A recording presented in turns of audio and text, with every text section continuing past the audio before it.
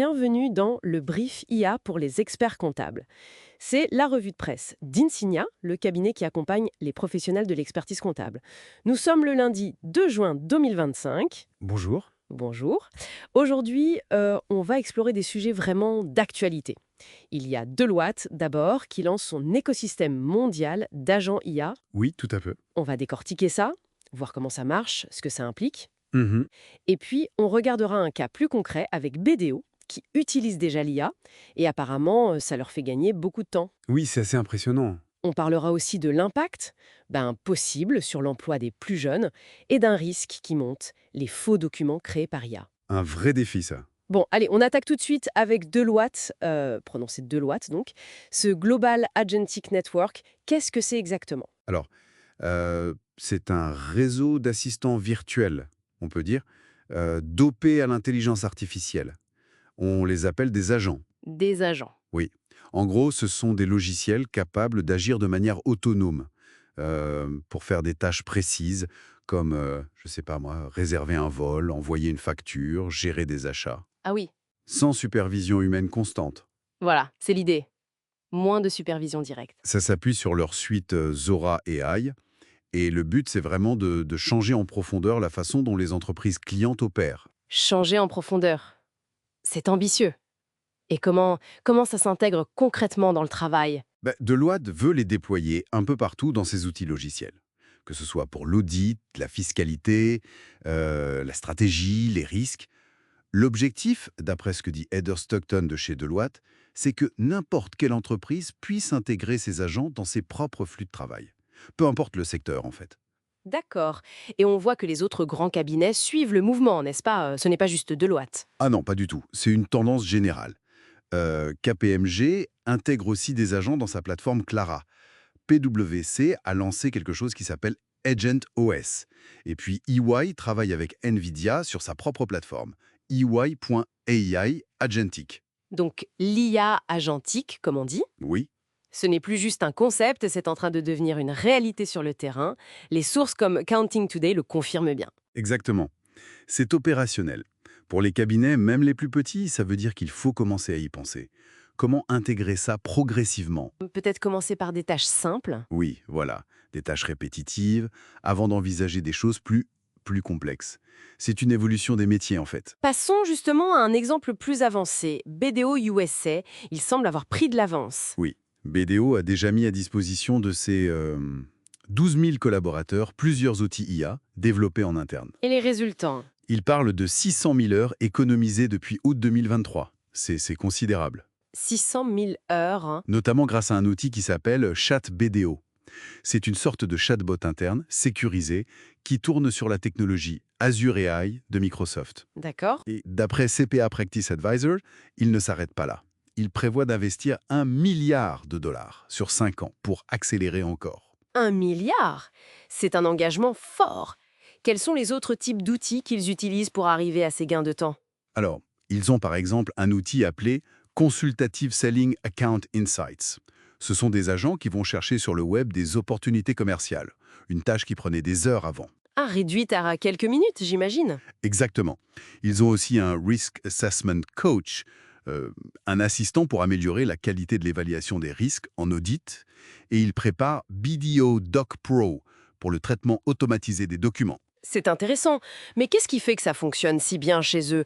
C'est juste la technologie? Ah seulement, et c'est ça qui est clé, je pense. Leur approche est très centrée sur l'humain. Ils ont mis en place des AI Ambassadors, des ambassadeurs IA, dans chaque service. Ah oui. Mhm. Oui, et un programme de formation pour tout le monde, pour que chacun comprenne bien de quoi il s'agit, l'AI Literacy, et une équipe dédiée à l'innovation rapide qu'ils appellent RAID. Donc l'accompagnement des équipes est essentiel. Fondamental. C'est vraiment ça, la clé d'une adoption réussie. Créer une vraie culture de l'IA dans l'entreprise. Tout ça nous amène à la question de l'emploi, forcément. On a vu un chiffre cette semaine qui interpelle. Oui, 50%. C'est la proportion d'emplois de col blanc, surtout en début de carrière, qui pourrait disparaître d'ici 2030. La moitié. C'est énorme. Oui, spécifiquement chez les jeunes diplômés. C'est une estimation qui vient de Dario Amodei. C'est le PDG d'Anthropic, l'entreprise qui a créé l'IA Claude. Et pourquoi cette estimation? Il estime que l'IA a maintenant, pour certaines tâches, le niveau, disons, d'un étudiant qui sort de l'université. C'est une perspective assez directe. Quelles conséquences il anticipe? D'après ce que rapportent des médias comme Siècle Digital, qui citent Axios et Fox News, il n'écarte pas une hausse importante du taux de chômage aux États-Unis. Il parle de 10 à 20% d'ici 2030, Alors qu'on est à combien aujourd'hui? autour de 4,2%. Donc ce serait une augmentation très significative. Les secteurs les plus touchés seraient la finance, la tech, le conseil. Ça donne à réfléchir. Un autre sujet, plus sombre peut-être, c'est la fraude. L'IA peut la rendre plus facile? Oui, c'est une vraie préoccupation. Apparemment, depuis une mise à jour récente d'OpenAI, il serait devenu assez simple de générer de fausses factures, des faux reçus, des notes de frais. Des faux documents financiers en somme. Exactement, et très réaliste, assez pour tromper certains systèmes de contrôle automatisés. Le vrai problème, comme le souligne Mason Wilder de la CFE, l'Association des examinateurs de fraude, Oui. c'est la facilité et la rapidité avec lesquelles on peut produire ces faux documents à grande échelle. C'est ça le danger principal. Accounting Today en parle en détail. On imagine bien le risque. Comment on fait pour lutter contre ça? La détection est possible? C'est là que ça se complique. Les traces numériques laissées par l'IA, les métadonnées, peuvent souvent être effacées, et les outils qui existent pour détecter si un document a été généré par IA ne sont pas encore très fiables. Alors, que faire? Ce que recommande Wilder, c'est un peu un retour aux fondamentaux, Oh, au contrôle plus classique. c'est-à-dire? Privilégier les cartes de paiement d'entreprise pour les dépenses, vérifier les relevés bancaires originaux, la source primaire de l'info, surveiller les activités suspectes sur le réseau, inclure des clauses d'audit claires dans les contrats. D'autres experts vont dans le même sens. Todd McDonald, de Validate, insiste beaucoup sur l'importance de vérifier d'où viennent les données. Le relevé bancaire, ça reste la référence, la source de vérité. Donc ne pas se fier uniquement à des documents isolés. Voilà, il pense que l'automatisation reste utile, bien sûr, pour l'efficacité, mais elle doit toujours être complétée par des humains formés qui gardent un esprit critique. Georges Barham, de l'Institut des auditeurs internes, dit la même chose. Ne jamais faire confiance aveuglément aux outils. Adapter les contrôles, faire des évaluations de risques régulières. Donc, pour les cabinets, le message c'est vigilance, sensibilisation, formation. Exactement. Et puis des mesures pratiques, hein. Inciter à utiliser les cartes pro pour les notes de frais, comme le suggère aussi Compta Online, ça peut déjà limiter pas mal de risques. Tout à fait. C'est une première barrière simple à mettre en place. Bon, avant de terminer, un petit tour rapide du monde des actus IA. Allez, Aux États-Unis, on apprend via Actu IA que Salesforce serait en train de négocier le rachat d'Informatica. ah oui, pour quel montant? On parle d'environ 8 milliards de dollars. L'objectif serait de booster leur capacité en IA agentique, justement. D'accord, ça boucle avec notre premier sujet. Et en Europe? En Europe, il y a une alliance qui se dessine entre Capgemini, la start-up française Mistral AI, et SAP. Intéressant. Pour faire quoi? D'après Actu IA toujours, ils veulent développer ensemble l'IA générative pour les secteurs réglementés, les secteurs sensibles, avec un point important, le focus sur la souveraineté des données européennes. Un enjeu majeur, la souveraineté des données. Et un dernier fait marquant pour finir?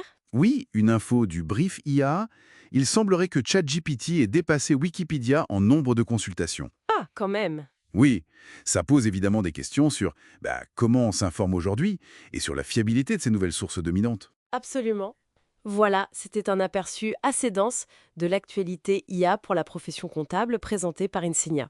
Riche, en effet. Avant de nous quitter, une petite question pour la route.